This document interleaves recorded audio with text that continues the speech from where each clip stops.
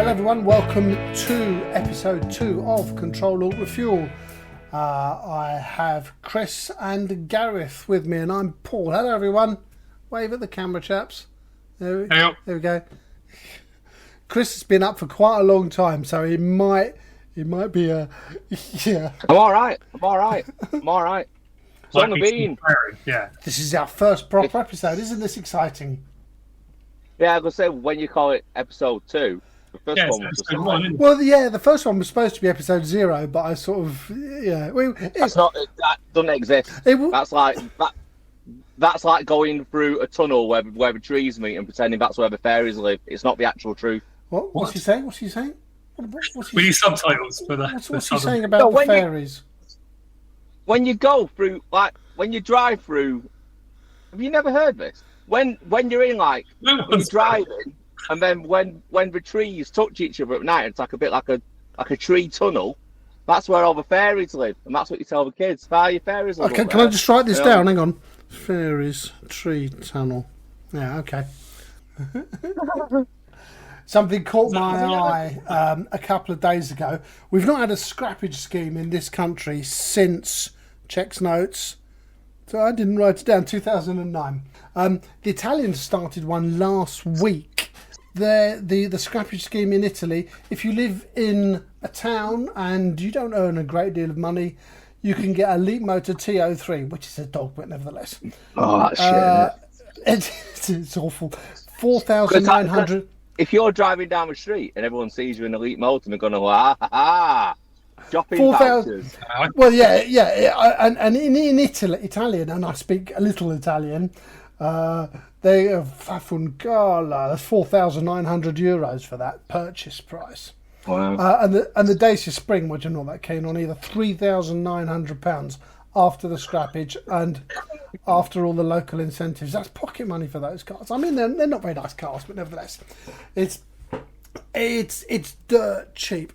But I'm not that keen on scrappage schemes because, I mean, when we had the scrappage scheme here, we imported a load of foreign cars, foreign new cars. They did nothing for British industry, which is why, as we might talk another time, I'm quite keen on the UK electric car grant because it shamelessly benefits UK but European manufacturers. I was in Italy in Easter 2023 and there were no EVs.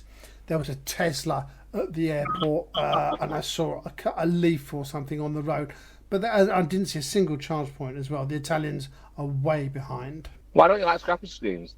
Because they distort the market, because they take perfectly reasonable cars. Got opinions. Go on. I can feel the passion. They distort the market. I was rather hoping you might agree with me, to be honest. They distort the market. They bring in imported cars, not homemade cars. They're not a very efficient way of improving the environment. That's what they're supposed to do. They're supposed to take old clunky cars off the road, and they have to be 10 years old.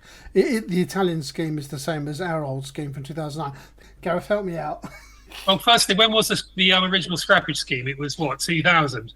2009, and there was in this country. The second was there was one earlier, wasn't there? Because I remember there was loads of 2000. Yes, there was 2005 as well, and there was £300 million was the budget for these schemes. I couldn't find any information on how much they actually spent. But it worked though, didn't it? Especially the initial one, because it got a lot of people into new cars that couldn't afford new cars. How it pissed me off as a car dealer was all the cars that you would have bought in part exchange just went in the bin.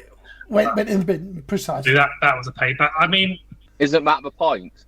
It's the car is being scrapped. Yeah, it didn't need to be scrapped though. It could have gone on to have another use with someone else. The point of the scrappage scheme, I think anyway, was to get people into new cars that are holding off buying them because they think, our cars are right. You know? Well, importantly, newer, more efficient cars. But that's not really the case. And don't forget, every time you build a new car, there's a certain environmental overhead to that. And all we really did was just build a bunch of new cars, mostly in back in 2009 and 2005. They weren't even mostly German. They were mostly Korean and Japanese. It seems a blunt instrument. I think it's one instrument. I think I'm on the fence a bit. I quite like the scrappage scheme as far as it was getting people into new cars. I agree with you that it was getting them into new cars that were also at that time just the same car, weren't they? Just a newer version of it. A scrappage scheme or a grant to get people into EVs is wholly different, isn't it? We want to get these old horrible burning cars off the road if we can. But having said that, people need to be sensible and when is the right time for them to jump, which is something I wanted to talk about at some stage. But yeah, I don't think they'll do it here. How's it work in Italy? I mean, it was in France, wasn't it? A few months back. Yeah, it wasn't really that popular in France. It worked for little tiny cars, didn't it? All the small stuff that was quite popular. But yeah, the criteria for the Italian one is quite strict. Much stricter than our one the previous decade. You had to be relatively low paid. You had to live in the city. You had to have a 10-year-old car, but this 10-year-old car had to be at best Euro 5. Hang on a minute. Why do you have to live in the city? Because that was... They wanted to get emissions down in the city, don't they? Yeah, I don't know why. I mean, Italy is a rather more agricultural, rather less city-based country population than we are here. They can use public transport. Surely, anyone wants to lives out in the sticks. They need the car. And the thing with the scrappage scheme is like the whole point is for the people what believe that EVs are saving the planet. They're reducing local pollution, but we're not going to save the planet. But the scrappage scheme was the whole point was to get a car off the road and replace it with a new one. But when you hear people saying, "Oh, I've got an EV, I'm Captain Planet," amazing, but it's like you're not Captain Planet because you traded in your old car. So all you've done is add another car to the road. So the scrappage scheme's good because it gets rid of an old car, but people go, "Ooh, yeah. I've got a green stripe on my number plate. Check me out." But you're not saving the planet because your dirty old whatever it is still on the road down at Asda with green neon lights underneath it. We're getting it wrong. This is not what the scrappage scheme is really for. The scrappage scheme is really for governments to try and get the car industry going. It's trying to, especially the legacy car industry, it's to try and keep them chucking out bits of inferior metal and selling cars. That's really what it was about. It was about industry. I think it's good, yeah, because it's the whole point. I do agree with you to support business and get them building cars. And what they're telling us is like, oh, it's to save the planet. But I do agree with it because if you can get an old car off the road, throwing smoke out the back, then do it. You know what I mean? It's just the only fault with scrappage schemes, manufacturers inflate the price. So what they would normally give you like a discount. Oh well, the government's giving you a discount, so why would I give you a discount? And it's like greedy companies take advantage of things like the scrappage scheme. So although I agree with it in principle because it does get older vehicles off the road, big companies take advantage of it. Yeah, before they have a sale, the price will be higher, and then they advertise a higher price for a few weeks, and then they make it a lower price. If you compare the retail prices before the electric car grant, which is a similar, and I maintain a much better instrument for doing what we wanted to do, there weren't any price increases on the new cars. The list prices didn't change. Curiously, what did change, according to some of the media outlets, was that the used prices of cars crept up slightly. A couple of people who I spoke to in the industry said that when the electric car grant was announced, there was quite some time before it actually came about, before we knew the calculations and the criteria. And what it did was stimulate public demand for cars.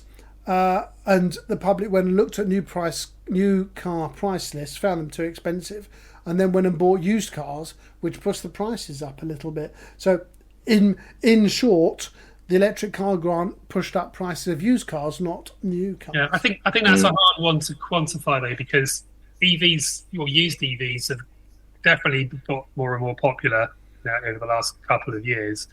There's been that peaks and troughs of people being scared with nonsense they hear and stuff, but on the whole, the confidence of the public at large to come and buy a used EV is pretty high. It's pretty good. That I don't get people coming in all scared. Really, they're quite keen and excited to get involved in it. And I think it's the old supply and demand, isn't it? I can't buy enough used cars at the right price, used EVs at the right price with a margin in them. It's very, very difficult. We're doing the same Jaguar, aren't we? Well, yes, we are. Yeah. There's some Land Rovers now. They don't make anything, do they, JLR? Well, not at the moment. They're not actually. Well, they'll be starting back up again today. But we're going to take a few months. They've started today, but it's not cars. They're only making engines. New Land Rovers. At the moment, they're only making engines, not cars. But nevertheless, they have started production again. Yeah, I mean, they've not made a car for 2-3 years, as in a saloon car or a hatchback or anything. Oh, I see. Yeah, well, they don't make it anymore. They down-tooled. All you can buy from them is parts or the Defender. Hang on a minute. I'm missing the point. Well, then what about the XF? They don't make it. They've not made it for years. Oh, is it discontinued? Yeah, all the saloon, all the private, saloon cars, hatchbacks, personal transport cars. They don't make it. They haven't for years. A couple of years. Okay. They've completely stopped. They've got no new models, no current models. All they can say is an old used vehicle. Yeah, or as in the JLR group, they can say you like a Defender. That's it. That's all you can buy. You can't go and buy a new car that was just made. You're like an XC or something. That was the last crap that they made. It was a good car though. The XF was a good car. Yeah. The XF was with a Peugeot engine in it. Yeah, but the Jaguar's not made a good car since the 80s. In my opinion, not a really good car. Showing your age, now. Showing your age. Yeah, not as old as Paul. So what car? What? So what car was this in the 80s? Then you're not going to say the XJ? No, I mean anything really, isn't it? Any of the old lovely Art of Daily saloon things, or a Daimler or something. They were proper cars in their time, weren't they? Well built, well engineered. Lovely to Is that not just nostalgia? Down at the weekend. Well, and the government's ploughed $1.5 million. I've got my notes here. $1.5 million. It's a guarantee of a loan from the UK government, the taxpayer, us. They haven't built a car since August. But no, I think they're a dead brown Jaguar. It's only Land Rover that's got anything that's still that's all that hoo-ha with that new that strange advert. Oh God! With all the colours and stuff. The weird EV that they've made. Yeah. A massive bonnet that's presumably mostly fresh air because there isn't a V8 up there. It would be interesting. So they're not even English, are they? They're owned by Tata. They're Indian. Indian, yeah. So they should. Yeah, Indian now, aren't they? Tata. Yeah. Yeah, the name is synonymous with Britain, isn't it? But like Raider, it's been raised. I don't think there is any British cars anymore, is there? Nissan. Nissan Leaf. Although, well, I mean, they're not actually built. Yeah, they're at the moment. Sunderland is building cars for stock, but Stellantis makes some cars here. Stellantis make some Vauxhalls here. I can't remember what. I don't really care, but the Stellantis Vauxhall do build cars in this country.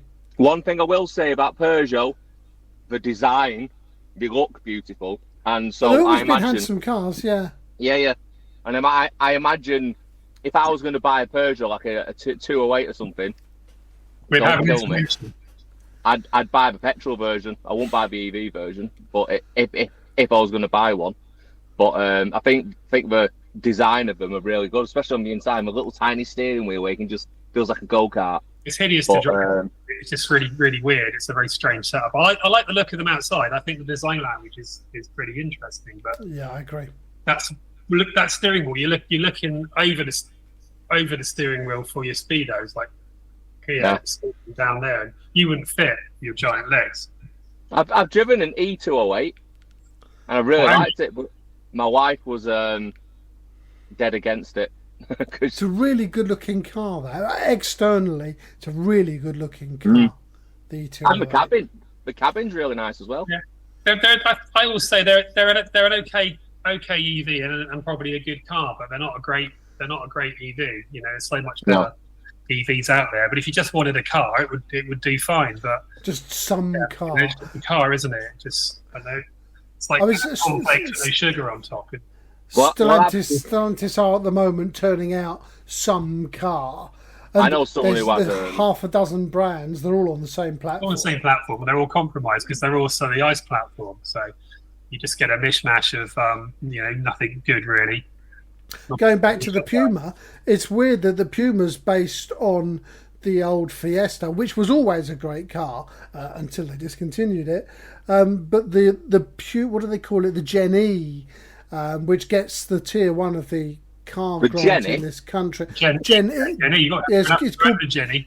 It's the Puma Gen-E.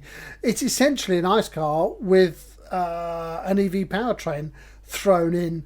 And it's actually turned out to be reasonably decent. The cabin's a bit cheap. Your son's getting one, isn't it? Transit Connect, isn't it? Yes. Yeah. Alex ordered one on that £149 a month deal. Yeah. £149 down because he's tight. But he's never had an EV himself. He's in a diesel Fiesta. So, have you got a delivery date? No, sometime in December apparently. They're selling like hotcakes. It's like, you know, yeah, they are sold. It's super popular. But I nagged him the first week the offer was on. He didn't do it, and he did it the second week. So he's fairly high up the list, I think.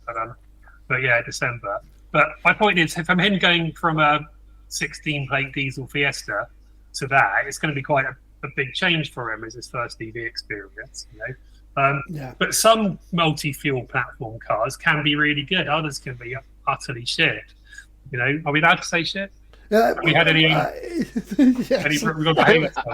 I think we can say fuck, but we can't say tons. We can say wank, yeah? But yeah, some multi-fuel platform cars can be utter wank. Thanks for making my editing job harder tomorrow, guys. Well done. Just put a on it, you'll be fine. I always bore on about the Kia e-Niro. That's a multi-fuel platform car. It is, yeah. It's absolutely brilliant. I mean, we're talking about a car here from 2019, 2020, and that was really good. Same with, you know, even the other stuff like the e-Golf and the Volkswagen e-Up. You know, it can be done, and I think a lot of it's just like luck of the draw. I think the Puma won't be anywhere near as good as those, but it'll be all right. You know, there's lots of room in it. It'll do a job. It will start and go. Yeah, but you know. I mean, from what I can tell, the interior's a bit cheap. The second row of seats is a little bit compromised, but then is in almost every single EV that you'll try. But the boot's enormous, Scott. Yeah. Checking notes, 523 litres of space in the boot. That's enormous for something that's actually got a slight fastback body shell. And it's a Fiesta underneath, and that was an extremely good car. I've got a theory on this. It was because it's front-wheel drive, and it was. I reckon it was thought and perceived initially to be a rear-wheel drive car, because that big boot space is because of what they call the Giga box, which is the big boot underneath the rear loading. Yeah, there was going to be a subframe and a diff in there, and that now doesn't exist. And the other thing they've done is they've put quite a small battery in it with a massive buffer, something like 10 kilowatt hour buffer.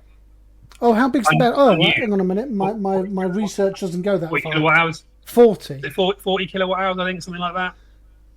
And that's usable or actual? Yeah, no, it's got like a 10 kilowatt hour buffer, as we understand it, something like that. A really huge unused buffer. So they're either worried about massive amount of degradation, or they're going to unlock more of it for a long range version.